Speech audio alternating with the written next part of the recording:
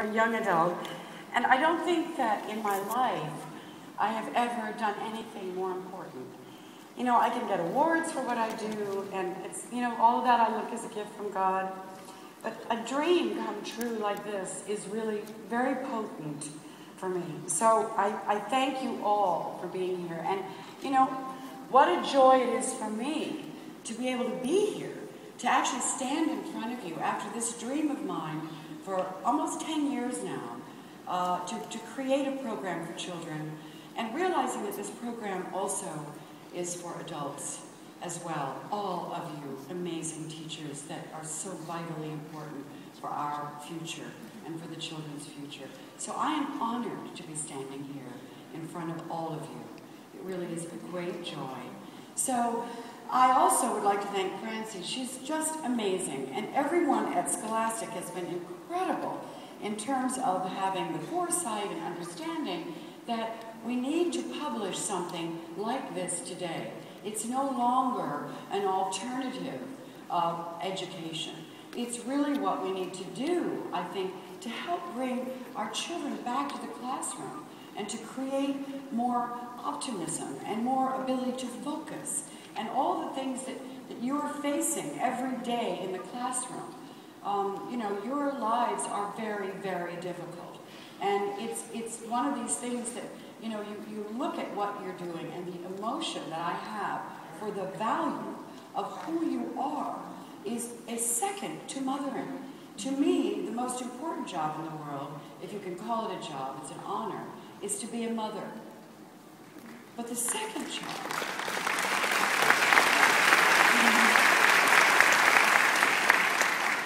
is to be our teacher. How could we live without you?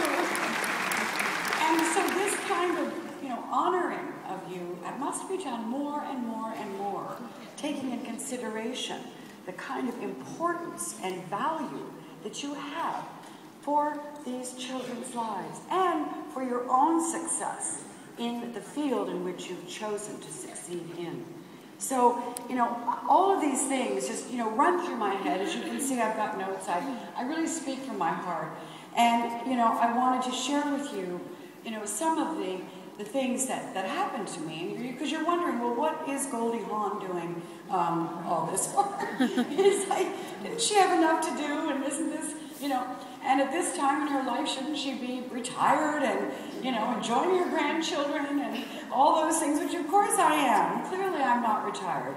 But I wanted to kind of share with you how this came about. Because I think I go back to my story.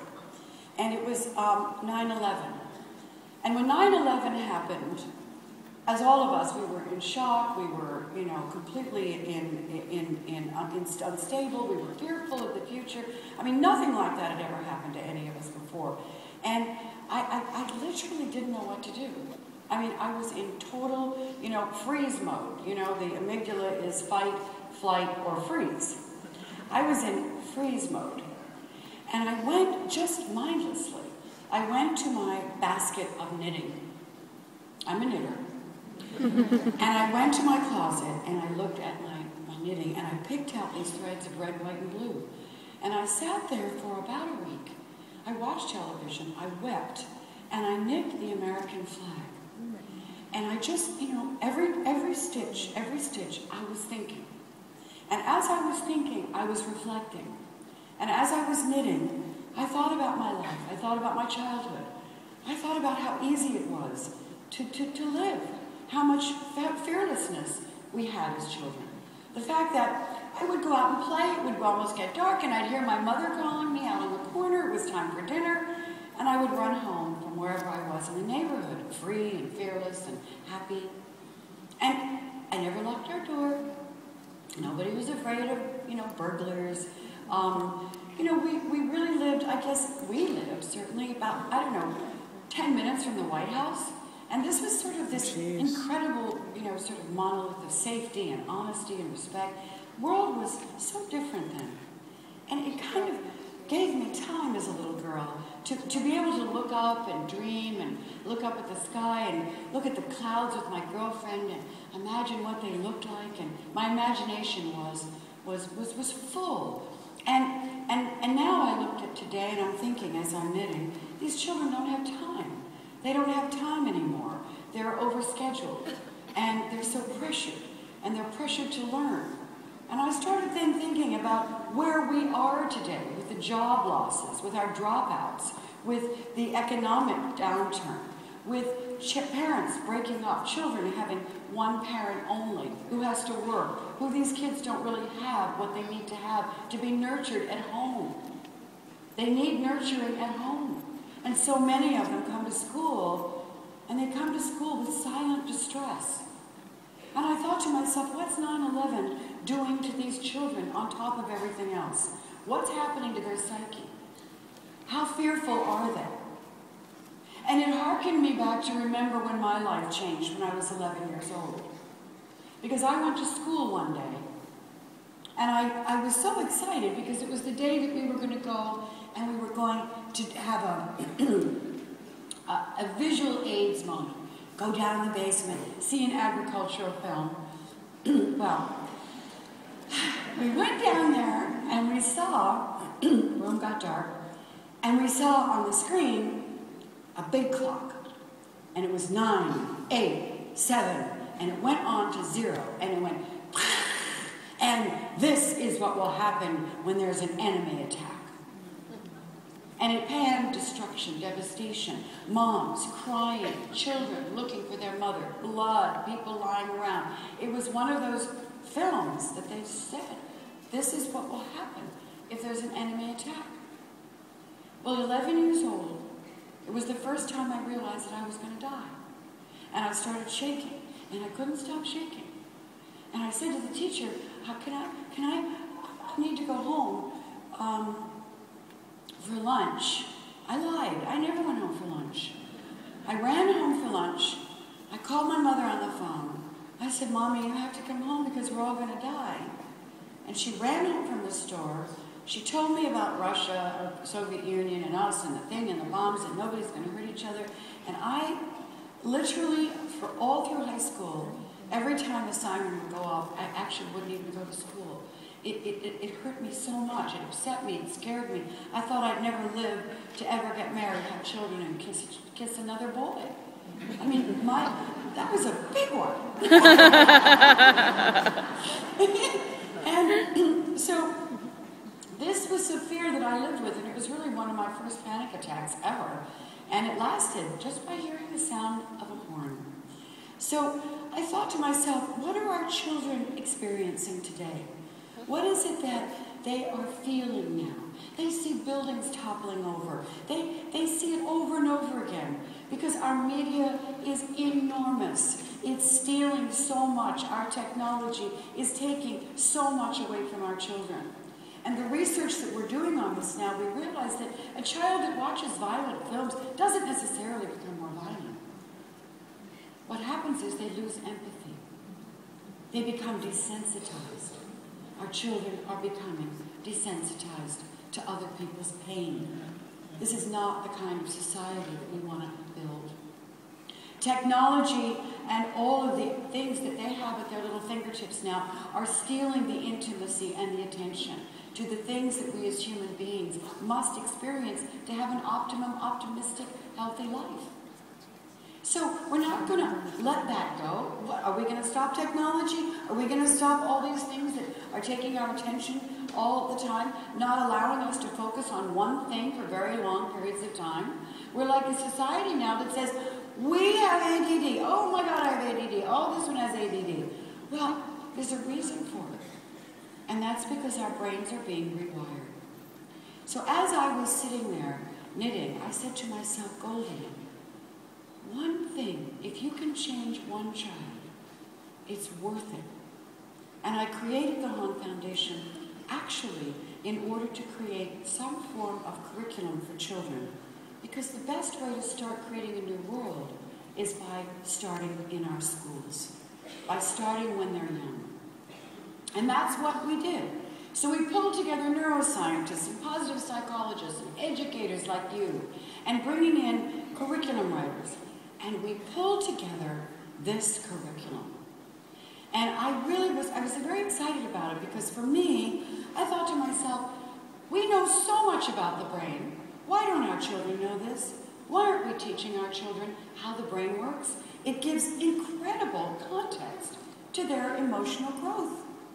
So we say, oh, no, sit down, kids, and be quiet. Sit down, kids, and pay attention. They don't even know what attention means.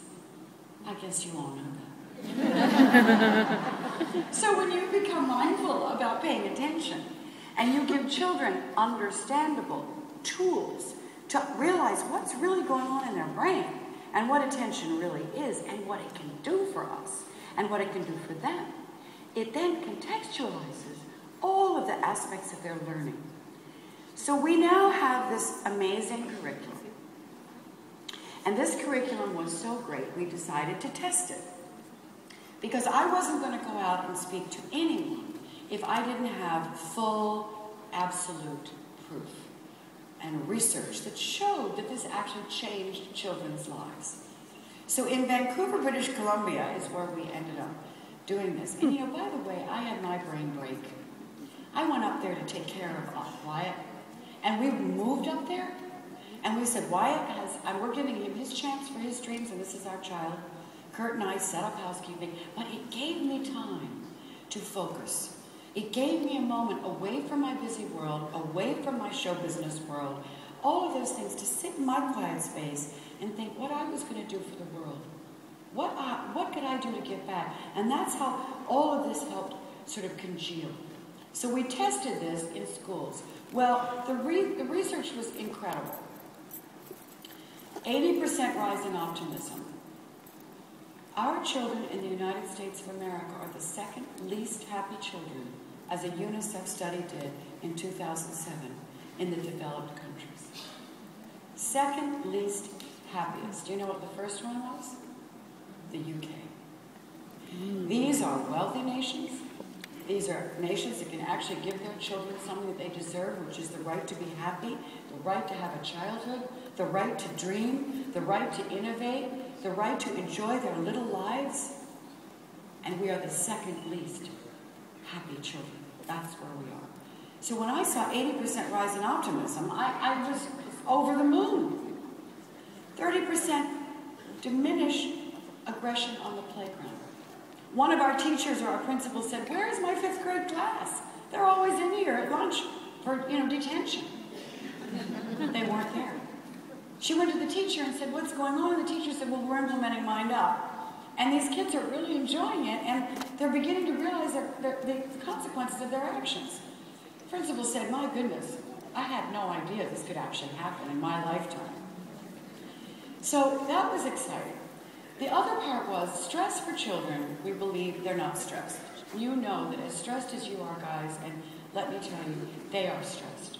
So when we learned that the children actually were able to manage cortisol levels, we did cortisol testing, where they spit into a little tube and we sent it to Germany and it came back, and our children were able to manage their cortisol levels better than the control group.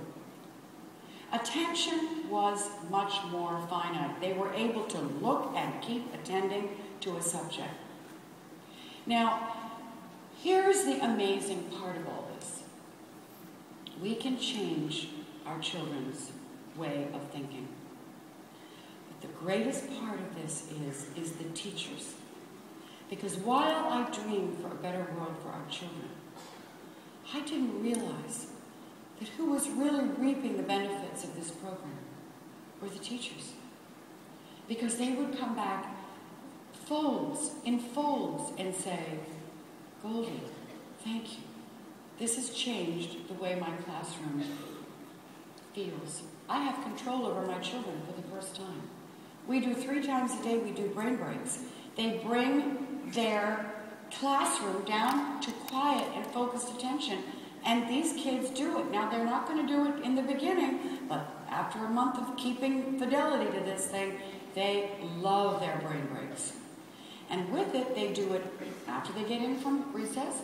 They do it at school when they come in the morning, and they do it after lunch. It is, and they do it before test taking now. Children ask for it. What they learn is the neurological correlate.